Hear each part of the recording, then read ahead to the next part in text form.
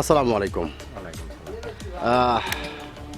অসংখ্য ধন্যবাদ ভাইজান আপনাকে কথা বলার সুযোগ করে দেওয়ার জন্য। তো ভাইজান, সর্বপ্রথমে জানতে চাচ্ছি আপনি কেমন আছেন? ভালো আছেন, আলহামদুলিল্লাহ যে আপনি ভালো আছেন। ভাইজান, আপনার নামটা জানতে পারি? বলেন তো। সানোয়ার। সুন্দর একটি নাম আপনার, খুব সুন্দর একটি নাম আপনার। এবং আপনার নাম শুনে এবং আপনাকে কিন্তু সামনাসামনি দেখে যেটা বোঝা যাচ্ছে, আপনি প্রচণ্ড একটি সাহসী মানুষ। এটা কিন্তু আপনাকে দেখেই বোঝা যাচ্ছে। আপনি কি ভোটার হয়েছেন? কোন দেশের ভোটার হয়েছেন?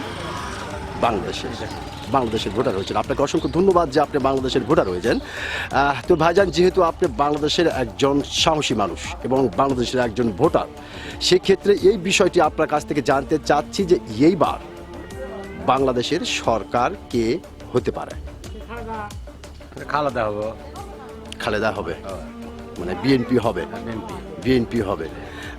আচ্ছা ভাইজান, যেহেতু খুব সুন্দর করে প্রথম চান্সে আপনি নির্দ্বিধায় বললেন যে বিএনপি হবে, তো আসলে কি দেখে বা কোন আইডিয়াতে আপনার কাছে মনে হলো যে এবার বিএনপি সরকার হতে পারে?